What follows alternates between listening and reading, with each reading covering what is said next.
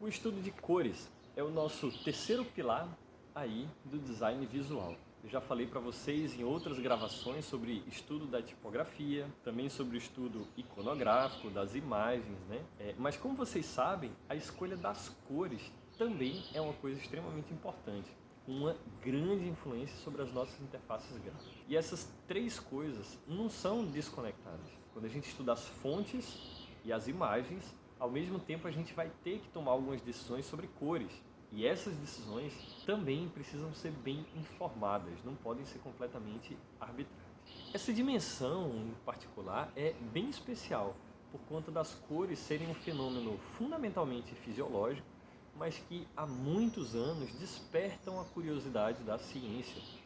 Por isso, se você procurar aí, vai encontrar uma grande quantidade de estudos sobre coisas como significados que são atribuídos às cores, efeitos emocionais que as cores geram nas pessoas e outras viagens muito legais que existem nesse universo específico. Você pode encontrar uma vasta literatura, por exemplo, que remonta a Goethe, no século XIX, falando sobre o sentido estético, moral, filosófico e os efeitos psicológicos das cores. Mas retornando aqui ao básico do básico mesmo, a gente está falando de escolher as cores que vão ser usadas na sua interface, certo?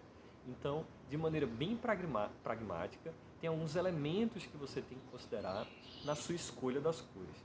E o principal deles talvez seja o contraste. O contraste é o que nos permite distinguir um elemento de outro, ou uma cor de outra.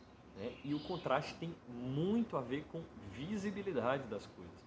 Por exemplo, você projetar um fundo preto com letra branca, você vai saber que aquele texto pode ser visualizado facilmente.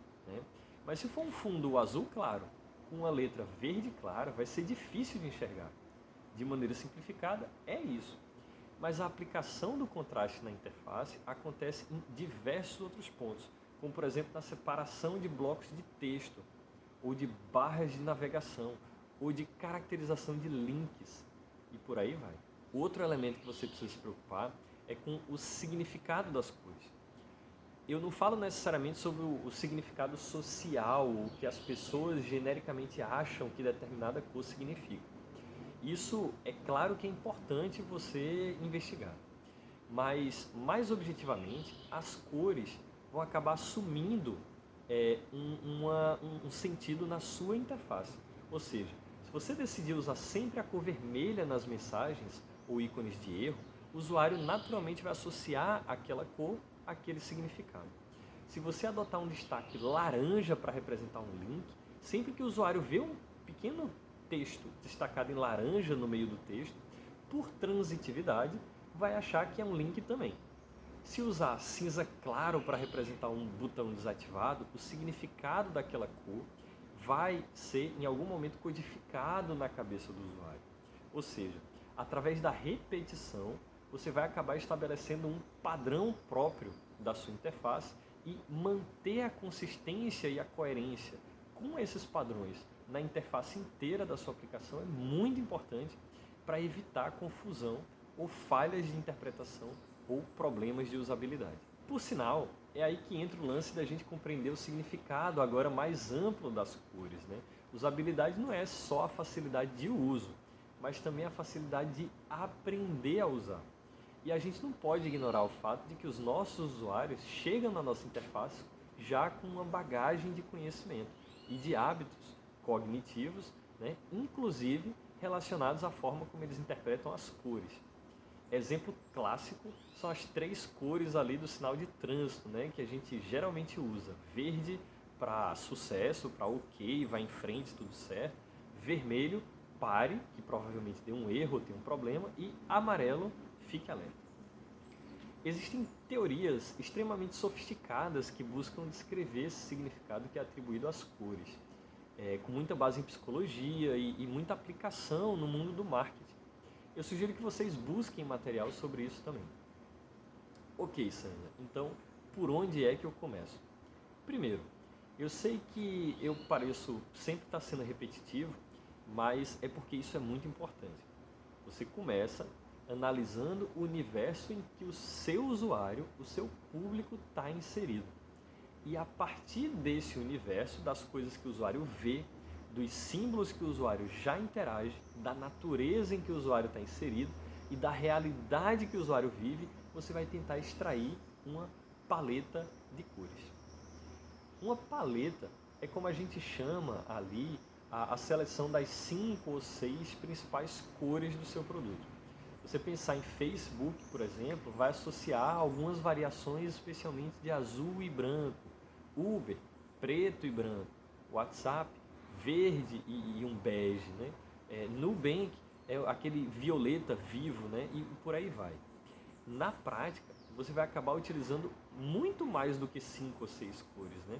Abre aí, por exemplo, a tela do seu WhatsApp e tenta contar quantas cores você consegue enxergar. Mas é legal ter e usar essa paleta sempre como ponto de partida.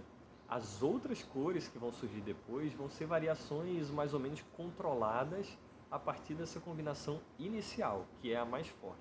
E aí a gente parte para tentar distribuir essas principais cores da paleta naquelas estruturas que a gente já tem prontas dos wireframes e protótipos que a gente já fez. Sempre com aquelas mesmas preocupações estéticas que envolvem pesos, espaçamentos, harmonia, ritmo, etc.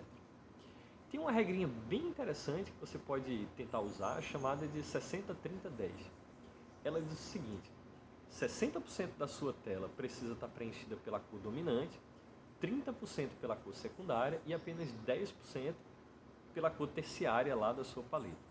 Olha aí, por exemplo, para a interface do Spotify. Você vai ver o preto dominante, seguido do verde dos botões, né, e do branco dos textos. Na interface do Instagram, você tem cinza claro predominante, né, com o branco das postagens e um vermelho bem discreto ali nos likes. E é claro que esses pesos não são uma medida precisa de distribuição, né, das cores, são só uma referência, uma proporção inicial ali para a gente sair do zero e ir refinando o nosso projeto. E no final, é importante saber que a escolha das cores também sofre uma influência do tempo, ou seja, dos movimentos artísticos da nossa época, que também influenciam nas expectativas dos nossos usuários e nos significados que eles vão atribuir às combinações de cores que a gente usa. No mais, a perfeição só é atingida a partir da prática. O negócio é projetar, ver como fica, mostrar, discutir com os nossos colaboradores e usuários e ir refinando e evoluindo direitinho para chegar num modelo que faça sentido e agrade a todo mundo. Certo? Até a próxima.